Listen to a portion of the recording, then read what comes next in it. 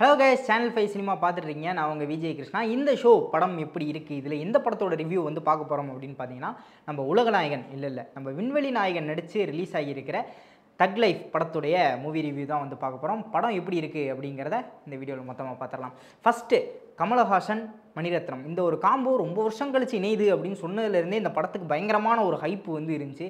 AR Rahman மியூசிக்கில் ஒவ்வொரு பாடலாக வெளியிட அந்த ஆல்பமே வந்து ஒரு கல்ட் கிளாசிக்காக இப்போதைக்கு மாறிட்டு வருது அப்படின்னு சொல்லிட்டு நினைக்கிறேன். நிறைய பேரோட லூப்பில் நிறைய தாட்டி இந்த பாடல்கள்லாம் இப்போ ரீசெண்டாக கேட்டுக்கிட்டு இருப்பீங்க அப்படின்னு சொல்லிட்டு நம்புகிறேன். அப்படி இருக்கும்போது இந்த படத்துக்கு பயங்கரமான ஒரு ஹைப் இருக்குது. இந்த படத்தோட ஒன்லைன் என்னவா இருக்கும் அப்படின்னு சொல்லிட்டு நம்ம ட்ரெய்லர் பார்க்கும்போதே ஓரளவுக்கு கெஸ் பண்ண வந்து முடிஞ்சிச்சு. என்னென்னு பார்த்தீங்கன்னா, நம்மள கமலஹாசனுக்கு வந்து ஒரு இன்சிடெண்ட்டில் எஸ்டிஆர் அவர்கள் வந்து கிடைக்கிறார் சின்ன பையனா. அங்கேருந்தே வந்து தன்னோட மகன் மாதிரியே வந்து அவங்கள வந்து வளர்த்துக்கிட்டு இருக்காரு. வளர்த்துக்கிட்டு இருக்கும்போது ஒரு கட்டத்தில் மகனும் அப்பாவும் ஆப்போசிட்டாக, அதாவது எதிரியாகக்கூடிய ஒரு சிச்சுவேஷன் வருது. அதுக்கப்புறம் என்ன நடந்துச்சு, இந்த சண்டை வந்து எப்படி போச்சு, எதனால் அவங்க எதிரி ஆனாங்க, இங்கே யார் ஜெயிச்சா அப்படிங்கிறத நோக்கி தான் இந்த தக் லைஃப் படம் வந்து போக போகுது அப்படிங்கிறத ஒரு கணிப்பாக நம்மளால் சொல்ல முடிஞ்சிச்சு. அது மட்டும் இல்லாமல் இந்த படத்துக்கு ப்ரொமோஷன் வந்து எந்த மாதிரி நடந்துச்சு அப்படின்னா, நாயகன் இந்த ட்ரெய்லர்லேயே பார்த்தீங்கன்னா ரங்கராய சக்திவேல் நாயக்கன் அதான் அவர் பேர் அப்படின்னு சொல்லி அனௌன்ஸ்மெண்ட்லேயே ஃபிக்ஸ் பண்ணிட்டாங்க. அப்படி இருக்கும்போது நாயகன் படத்துக்கும் இந்த படத்துக்கும் ஒரு லிங்க் இருக்குது, அதோட ஸ்பின் ஆஃப் தான் இது அப்படிங்கிற மாதிரி. இல்லை செக்கச்சவந்த வானம்ல இருந்த எஸ்டிஆர் தான், அவர் இன்னும் சாகலை, அவர் தான் இதில் வருவார் அப்படிங்கிற மாதிரி மணிரத்னத்தோட இன்னும் 2 கிளாசிக்கான படங்களை வச்சு அதோட செகண்ட் ஃபேஸ் தான் இது, அதோட செகண்ட் பார்ட் தான் இது அப்படிங்கிற மாதிரி அதுவே இந்த படத்துக்கு ஒரு பயங்கரமான ப்ரொமோஷனாக வந்து அமைஞ்சிருந்துச்சு. அப்படி எதுவும் இருக்கா அந்த கதையில் அப்படின்னு கேட்டிங்கன்னா, அப்படி எதுவும் இல்லை. அதாவது நாயகனோட ஒரு சின்ன ஃப்ளேவர் மட்டும் இந்த படத்தில் வந்து நம்மளால் பார்க்க முடியுது அந்த ரங்கராய சக்திவேல் கேரக்டரில். அது இல்லாமல் நாயகனுக்கும் இந்த படத்துக்கும் சம்மந்தம் இல்லை. இது ஒரு ஃப்ரெஷ்ஷான ஸ்டாண்டலோனான ஒரு மணிரத்னம் படம் அப்படின்னு சொல்லிட்டு நான் இங்கே சொல்லிக்கிறேன். அதே மாதிரி இங்கே செக்கச்சவந்த வானத்தில் வந்த எஸ்டிஆர் கேரக்டருக்கும் இங்கே வந்திருக்க அமரன் கேரக்டருக்கும் எந்த விதமான சம்மந்தமும் இல்லை அப்படிங்கிறத நான் இங்கே வந்து சொல்லிக்கிறேன். ஸோ இது ஒரு ஃப்ரெஷ்ஷான படம், நம்ம ஃப்ரெஷ்ஷாக போய் பார்க்கலாம் அப்படிங்கிற ஒரு விஷயத்தை சொல்லிட்டு, அதுக்கப்புறம் நான் முக்கியமாக சொல்லணும் அப்படின்னு சொல்லி நினச்ச ஒரு விஷயம் வந்து கேஸ்ட் அண்ட் க்ரூ. நம்ம கமல்ஹாசனை வச்சு சொல்லவே தேவையில்லை, அவர் வந்து தனியாக எடுத்து வச்சிடலாம். அது இல்லாமல் நிறைய நட்சத்திர பட்டாளமே வந்து இந்த படத்துக்குள்ளே இருக்குது. அசோக் செல்வன், த்ரிஷா, எஸ்டிஆர், நாசர் சார், அதுக்கப்புறம் அபிராமி, அந்த மாதிரி சொல்லிக்கிட்டே போகிறான். அவ்வளோ கேஸ்ட் அண்ட் க்ரூஸ் வந்து இருக்குது. அவங்க எல்லாருக்குமே வந்து ஸ்க்ரீன் டைம் சூப்பராக கொடுத்துருக்கா, இல்லை அவங்களுக்கு இம்பார்ட்டன்ஸ் வந்து இருக்குமா இருக்காதா, இத்தனை கேரக்டரை எப்படி காட்டுவாங்க அப்படின்னு சொல்லிட்டு ஒரு சின்ன பயம் எனக்குள்ளே இருந்துச்சு. இருந்தாலும் மணிரத்னம் சார் மேலே வச்சுருந்த ஒரு ஹோப் வந்து வீண் போகலை அப்படிங்கிற மாதிரி சொல்லலாம்.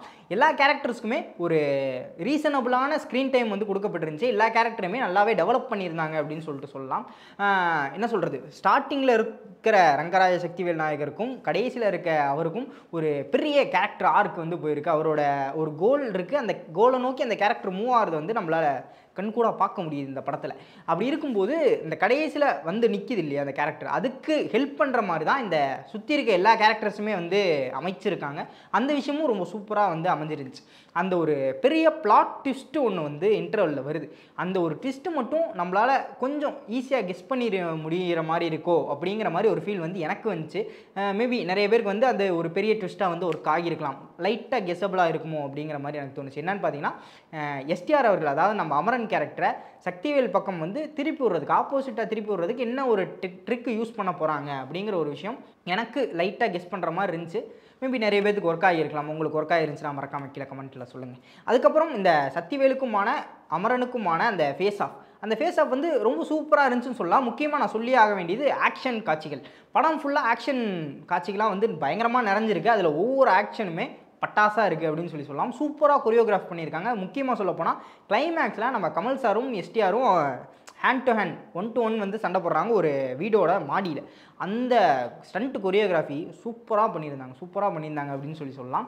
அது நிறைய இடங்கள் வந்து மாறினாலும், அந்த ஸ்டண்ட் இங்கே அங்கே அடுத்து மாடிக்கு போயிட்டு கீழே வந்துட்டு இந்த மாதிரி மாறினாலும் நம்மளால் ஈஸியாக ஃபாலோ பண்ணிக்க முடியுது, அண்டர்ஸ்டாண்ட் பண்ணிக்க முடியுது என்ன நடக்குது, யார் அடிக்கிறா அப்படின்னு சொல்லிட்டு. அவ்வளோ சூப்பராக நீட் அண்ட் க்ளீனாக இருந்துச்சு ஸ்டண்ட் கொரியோகிராஃபி அப்படின்னு சொல்லிட்டு சொல்லலாம். அதுக்கப்புறம் மியூசிக் நான் முக்கியமாக வந்தோம் அப்படின்னா, அது சொல்லவே தேவையில்லை. ஆடியோ லான்ச்லேயே நீங்கள் பார்த்துருப்பீங்க, எல்லா பாடல்களுமே நம்ம மறுபடியும் லூப்பில் போட்டு கேட்டுருக்கோம். ஆனால் எனக்கு என்ன ஒரு வருத்தம் அப்படின்னா, எந்த பாட்டையுமே படத்தில் முழுசாக யூஸ் பண்ணவே இல்லை. எல்லா பாட்டுமே பாதியாக வந்து கட் பண்ணப்பட்டிருந்துச்சு. ஓகே, டைம் ஆல்ரெடி மூவி வந்து லென்த்து, இன்னும் நமக்கு லேகாக ஃபீல் ஆகிடக்கூடாது அப்படிங்கிறதுக்காக பாடல்களை வந்து கட் பண்ணியிருக்கலாம். நமக்கு ஆடியோவில் நிறைய பாட்டு கிடச்சது, இருந்தாலும் ஒரு சில பாடல்களை ஸ்க்ரீனில் நம்மளால் எக்ஸ்பீரியன்ஸ் பண்ண முடியலையே அப்படிங்கிற ஒரு சின்ன வருத்தம் மட்டும் எனக்கு இருந்துச்சு. அதனால தான் நான் இந்த விஷயத்தை இங்கே மென்ஷன் பண்ணியிருந்தேன். ஓகே, படத்தோட ரன் டைம் அப்படின்னு பார்க்கும்போது இது தேவையான கட்டு தான். இந்த இடத்துக்கு இவ்வளோ தேவை அப்படிங்கிறத பார்த்து பார்த்து கட் பண்ணியிருக்காரு மணிரத்னம் அப்படிங்கிறத வந்து இங்கே நம்ம சொல்லிக்கலாம். இதுக்கு அடுத்து பார்த்தீங்க முக்கியமாக சொல்லக்கூடிய ஒரு விஷயம் என்ன அப்படின்னு சொல்லி பார்த்தீங்க அப்படின்னா, எஸ்டிஆருடைய கேரக்டர் இருக்கு இல்லையா, அந்த அமரன் அப்படிங்கிற கேரக்டர், அந்த கேரக்டர் ஆப்போசிட்டாக மாறுது அப்படிங்கும்போது அதுக்கு ஒரு சரியான ஜட்ஜ்மெண்ட் இருக்கணும். இதனால இவன் இதை பண்ணுறது வந்து சரிடா அப்படிங்கிற ஒரு விஷயம் இருக்கணும்.